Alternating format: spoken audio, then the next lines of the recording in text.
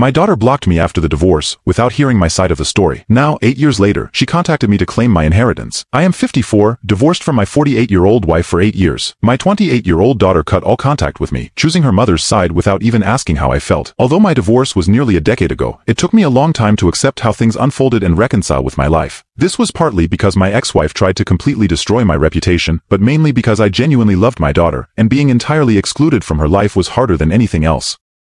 As she was an adult at that time, there was no way to be in her life unless she wanted it, and she seemed secure in her decision to choose her mother over me.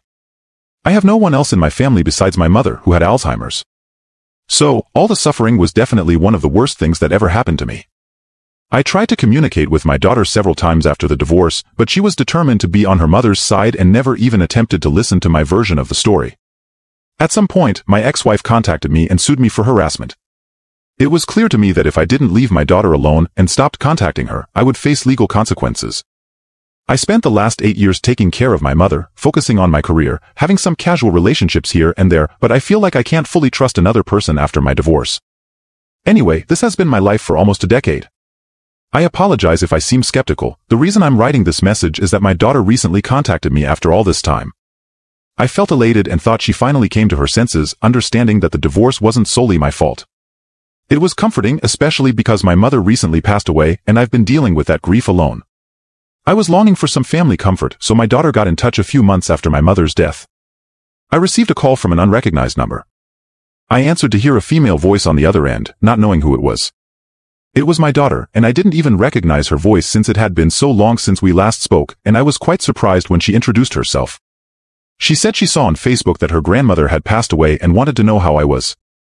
I was taken aback. I didn't even know she followed me online, and I found it sweet of her.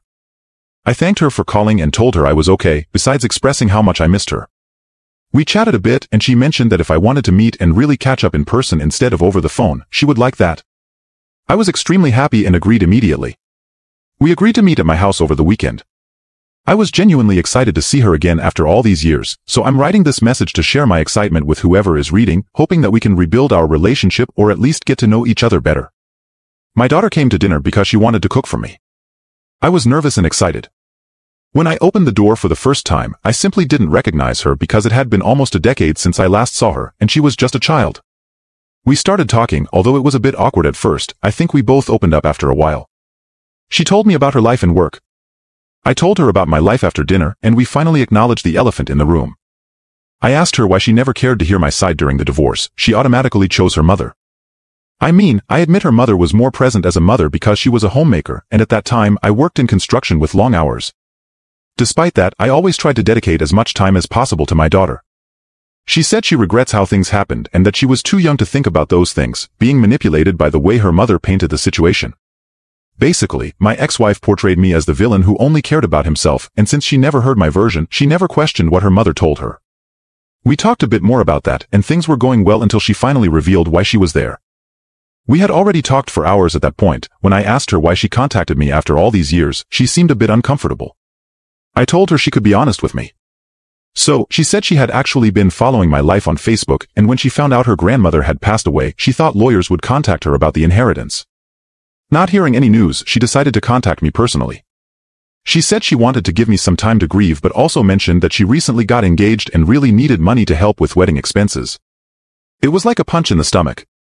Honestly, I thought after all these years, my prayers had been answered, and I could have a family again, but it seems she never cared about me from the start, and all this was just a way to get the inheritance. The most ironic part is that it's not even her inheritance legally, it's all mine. If she hadn't been so terrible to me, she would definitely have gotten most of it. Still, I don't care about the money. I've never honestly cared. I live in my own house, have no luxuries, and mostly buy my clothes from budget stores. Even if the inheritance wasn't at stake, I wouldn't mind helping with the wedding in the first place. If she had approached the situation kindly, instead of trying to take advantage of me, only caring about the inheritance, all those thoughts went through my mind at the same time. However, somehow, I kept my composure and asked her if that was all she wanted. She got very defensive and said the inheritance was secondary. Her real goal was to reconnect with me. She would never forgive herself for not contacting me while her grandmother was alive, she claimed. She said she wanted to contact me for years but never had the courage because she thought I would never forgive her for kicking me out without an explanation, and she was also manipulated by her mother. But I could see by the panic in her face that she was trying to soften things so that I could forgive her, and I wondered if she was after the money. I asked her how she knew there was an inheritance, and she said that a few years before the divorce, she was visiting my late mother.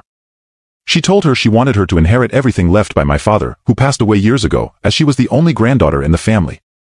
I have no siblings, and at that time, my marriage was going well, so I understand why my mother might have told her that. I mean, if the divorce never happened, or my daughter didn't abandon me for years after the divorce, the money would be hers, as I mentioned earlier. But the idea that she only cares about the money and gave me false hopes was absolutely devastating. I was shattered, but I did my best not to let her realize. At that moment, I thought the only way to test my daughter's intentions would be to see how she would react if I told her there was no money to inherit. I asked her when she expected the inheritance, and she made a pretty decent assumption. I could tell this whole situation had been carefully planned. So, I told her I'm sorry to disappoint her, but I actually inherited everything from my grandmother years ago, and I plan to use that money to start a business, so I couldn't help her by offering my own money for the wedding. The disappointment on her face confirmed my worst fears. She thanked me for the offer, but as the only granddaughter, she felt she deserved at least a portion of the inheritance since it's her grandmother's money being offered. I told her I would have liked to help her, but my decision was final, and there was nothing I could do for her if she wasn't satisfied with the money I was offering. She got completely red in the face and started visibly getting irritated. She told me again to reconsider my decision, but I reiterated that I would follow what seemed right to me, and that's when she showed her true colors and said something that confirmed all my doubts about her true intentions. She told me I should have known I would always be the selfish person her mother said I was and that she was glad I was alone in life. I looked at her with barely concealed disgust. Her words were painful, but at that moment, I knew what to expect. I just didn't expect it to be so brutally honest so quickly. That's it. She started saying something else, but I interrupted before she could speak. You can now check if there's a part 2 by pressing share and more.